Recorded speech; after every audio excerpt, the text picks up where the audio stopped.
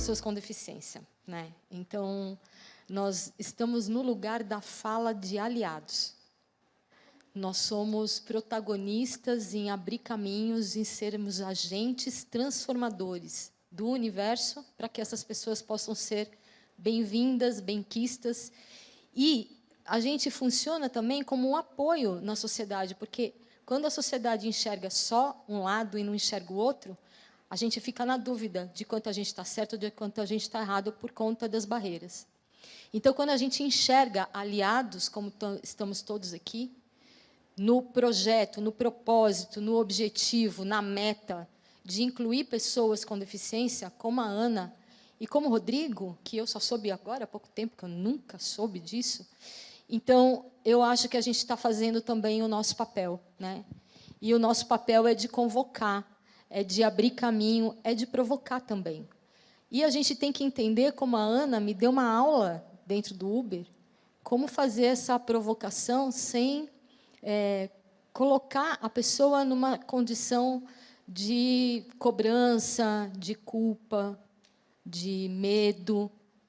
E aí, o que eu vou trazer para vocês na minha fala, e se já puder colocar na próxima tela, por favor, para a gente não entrar nessa conversa de culpa e de tudo mais, a gente precisa pensar, e eu queria que vocês pensassem aqui comigo, qual é a primeira imagem que vem na cabeça de vocês quando a gente pensa em pessoas com deficiência. A Ana, conversando aqui, se ela não estivesse aqui sendo apoiada por pessoas com libras, ninguém aqui, ou alguém aqui, saberia que a Ana é surda. A Ana tem uma deficiência invisível. Se ela não contasse para a gente não saberia. Então, esse talvez seja o princípio de todas as coisas. A forma como nós enxergamos o outro. E a gente vai olhar como é que isso está funcionando. Rodrigo, professor César, Ana. A gente vai procurar entender por que a gente chegou até aqui e por que a gente tem que partir daqui para outro mundo. E um mundo, gente, que eu vou contar para vocês, ele não existe. E a gente vai saber por que ele não existe. Então, a primeira coisa que eu queria trazer para vocês como provocação é essa imagem, que ela, inclusive, é uma legislação e ela engloba todas as deficiências. E o que isso traz para a gente, momentaneamente? Que todas as pessoas que têm deficiência visível. E não é verdade. Então, o Rodrigo está aqui, que não me deixa mentir. A Ana está aqui, que não me deixa mentir.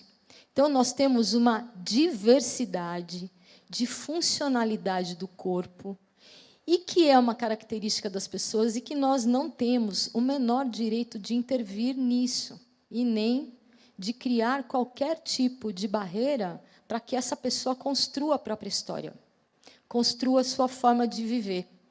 E a gente precisa falar aqui do princípio de todas as coisas, da origem das pessoas, porque também isso faz com que barreiras sejam erguidas, porque nem todas as pessoas tiveram a mesma origem do seu nascedouro até onde, por exemplo, a Ana chegou agora. E a gente tem que entender que, se a gente não tem uma escola inclusiva, pessoas como a Ana talvez não cheguem até aqui.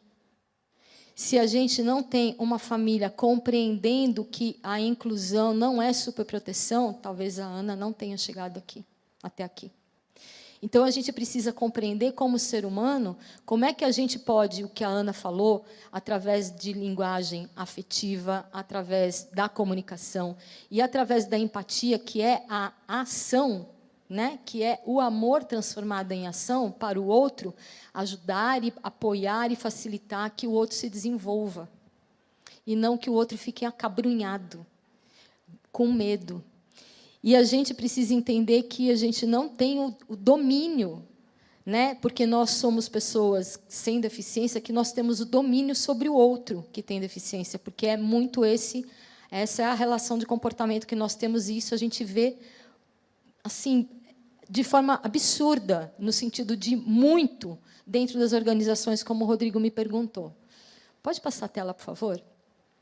E como que a gente faz isso, gente? A gente tem 3 formas com as quais a gente se relaciona com a pessoa com deficiência. a partir do princípio de que a gente acha que a pessoa com deficiência não tem, perdeu, faltou. A gente não encara a deficiência como uma característica, a gente acha que ela é menos. O nosso próprio posicionamento em relação a isso já começa a dar a forma como a gente lida com isso, que é achar que a pessoa está faltando alguma coisa, que é a referência do capacitismo, né? A falta de alguma coisa que inviabiliza a pessoa ser quem ela é, porque ela não tem alguma coisa. E quem nasceu sem, gente, que não sabe nem como é ter, né? Então, a gente já incorre no erro ao pensar desta forma. E o que a gente faz? Se a gente enxerga, vê, presencia, participa de uma pessoa com deficiência com autonomia, ou seja, como a Ana está aqui, desenvolta, conversando, abrindo o espaço dela, falando sobre a vida dela, o que acontece com a gente quando a gente fica sabendo que a Ana é uma pessoa surda de nascença dos 2 ouvidos profundo? A gente fica surpreso. E o que a gente fica quando a gente fica surpresa, que a gente faz? Nossa, você nem parece uma pessoa doente, você parece tão saudável. Ou quando a gente fala, você é um exemplo de superação. Superar o quê, gente? A deficiência ou as barreiras que o mundo criou para ela chegar até aqui, e o Rodrigo sendo quem eles são? O Rodrigo se auto-identificou como uma pessoa com deficiência há 10 anos. Né?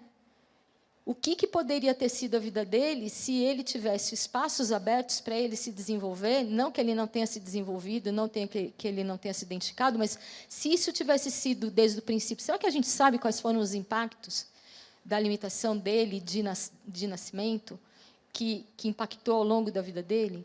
Se a gente ouvir a história dele, a gente vai aprender. E a gente vai saber por que a gente vai aprender isso. Então, quando a gente olha para uma pessoa que desenvolve uma atividade corriqueira, para nós que não temos uma deficiência, a gente fica surpreso. E a gente começa a exclamar e transforma a pessoa em super-heróis, né? Que não são. São pessoas como nós.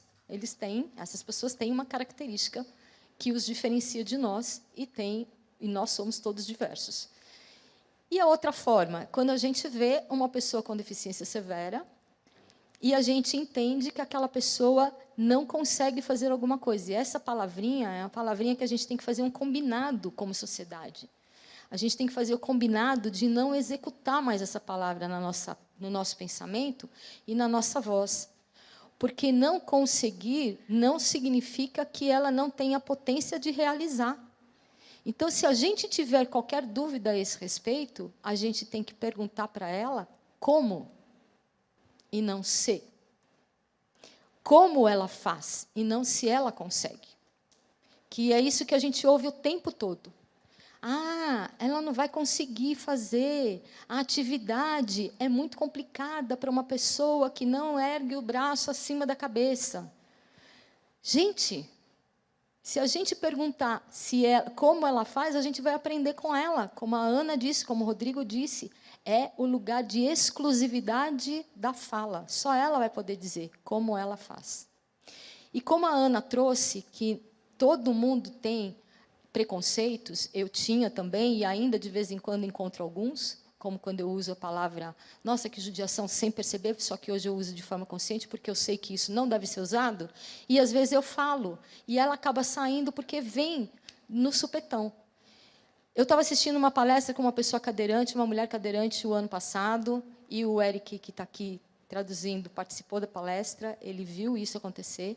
Uma mulher cadeirante contando que ela ia entrevistar um rapaz cego, e foi passando um filme sobre o rapaz.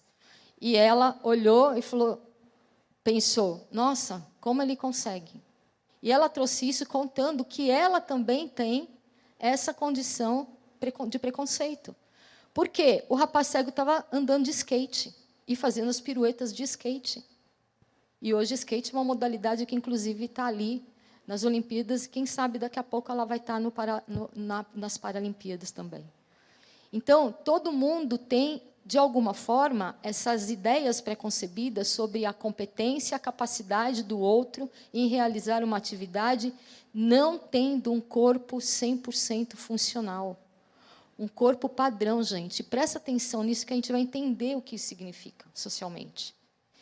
E o que a gente faz com isso? A gente se apieda, a gente tem dó.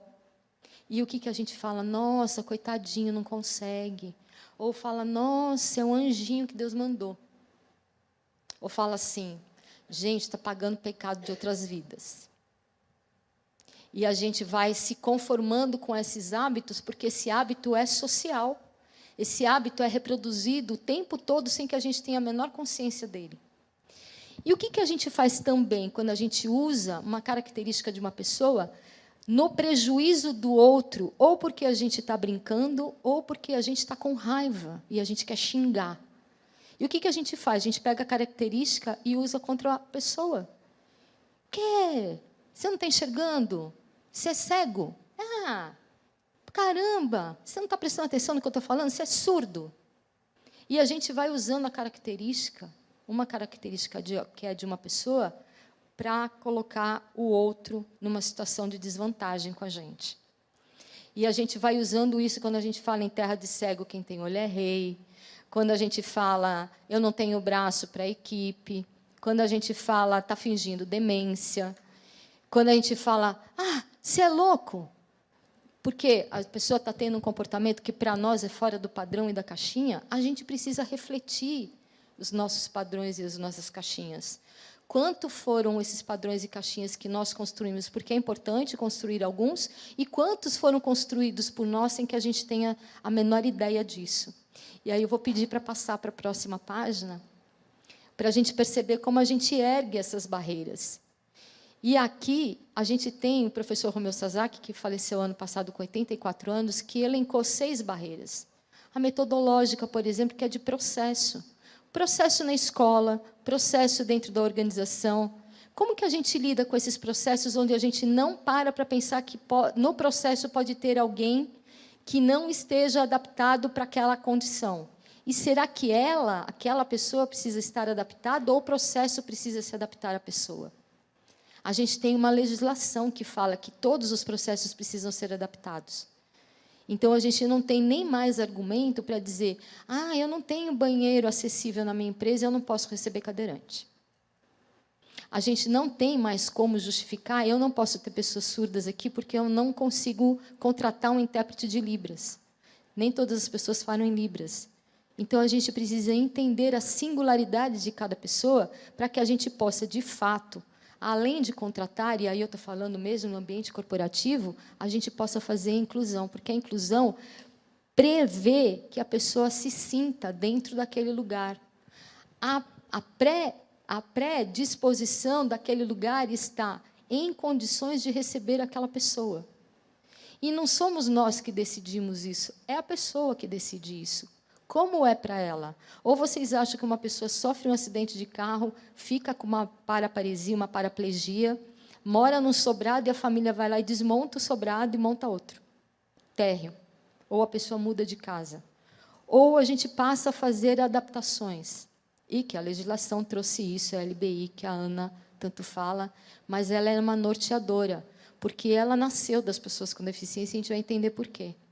E quando a gente vai levantando a barreira atitudinal, que é a primeira que dá a estrutura para todas as outras, a gente tem a barreira da comunicação, quando a gente está num espaço como esse e, de repente, recebe como convidado uma pessoa surda ou tem alguém surdo na plateia e não tem interpretação, tradução. Mas, se a gente recebesse um chinês aqui, o que seria o primeiro pensamento? Nossa, a gente precisa contratar um intérprete chinês, português, português, chinês, porque, afinal de contas, a gente está recebendo um estrangeiro. E por que a gente não pode estar recebendo um bilíngue brasileiro? Porque tem uma segunda língua que é oficial no Brasil, que é Libras. Então, a gente fala de barreira metodológica, a gente fala da barreira na própria estrutura da adaptação do espaço, que não está adaptado para todas as pessoas com todas as deficiências. E por que isso? Porque a gente não tem a menor ideia de quais são todas as deficiências. Então, a gente precisa fazer alguma adaptação específica, a gente precisa ter a pessoa dentro primeiro. Não dá para pegar uma NBR e sair desmontando uma empresa e montando outra e achando que está tudo ok. Porque cada um tem uma singularidade. A Jaque entrevistou um rapaz a semana passada, né, agora nessa semana, onde a gente teve muita dificuldade, ela e a equipe dela, de identificar se a pessoa precisava de algum apoio. Então, ela perguntou, você tem um andar claudicante, você sobe escada? Ele falou, não, eu subo escada. Ok. Mas ele tinha um andar claudicante, e a gente precisava entender quais são os apoios que aquela pessoa precisa. Como a Ana falou, às vezes a gente nem percebe que a gente precisa de algum apoio, porque a gente nem sabe se faz parte desse universo, como o Rodrigo disse, que só descobriu há 10 anos a sua identidade de pessoa com deficiência. E a Jaque chegou para ele, e a equipe chegaram para ele e perguntaram, você precisa do corrimão para subir a escada? Ah, do corrimão eu preciso, porque eu coloco um pé primeiro, depois eu trago o outro, e eu preciso dos dois no mesmo degrau para depois começar de novo o movimento. Ah, então ele é uma pessoa que precisa de apoio, ele não pode subir uma escada que não tenha corrimão, como uma escada de marinheiro, por exemplo, que não tem esses apoios laterais. Então, a gente precisa entender e entender da pessoa. O que acontece quando a gente faz esse tipo de pergunta no processo seletivo? Ela não diz que ela precisa de alguma coisa pelo medo de não participar do processo seletivo, pelo medo de não ser aceita, pelo medo de não ser contratada. O que ela diz? Não preciso de nada. Eu não quero dar trabalho para a empresa. Olha o lugar em que nós, sociedade, colocamos pessoas potencializadas como a Ana, por exemplo, como o Rodrigo. Todos muito protagonistas das suas vidas. Mas, se elas fossem conectadas com o nosso pensamento, eles não estariam aqui. Então, a gente precisa prever o quanto que a gente ergue barreira que impossibilita a vida plena e igualdade de condições das demais pessoas. E aí eu queria perguntar para vocês, quem aqui assiste Big Brother? Quem já assistiu Big Brother? Quem participou e viu o que aconteceu com o Vinícius no Big Brother? Gente, o que significa barreira e a nossa condição de padrão de corpo? A nossa barreira, a nossa condição de barreira, colocou o Vinícius na seguinte situação, ele foi participar de uma prova. O Vinícius é um paratleta, ele vai estar lá, né? A gente tem que torcer por ele. O Vinícius é um paratleta e ele foi participar de uma prova. E aí, no meio da prova, ele teve que tirar a prótese dele. Ele usa uma prótese, ele sofreu um acidente, usa uma prótese, e ele precisou tirar a prótese no meio da prova. Qual é a condição dele de igualdade de condições aos demais participantes a partir do momento que ele precisou perder preciosos minutos para tirar a prótese? Por que ele tirou a prótese? Porque ele não foi comunicado que a prova seria molhada. E a prótese dele é uma prótese eletrônica, que não poderia ter contato com água. E o que aconteceu aí? A gente colocou o Vinícius participando de uma prova sem estar em igualdade de condições das demais pessoas a partir do momento que ele precisou tirar a prótese. E isso a gente faz no mercado corporativo. Quando a gente não comunica, Vinícius, olha, você vai participar de uma prova em que vai ter água. Tudo bem para você?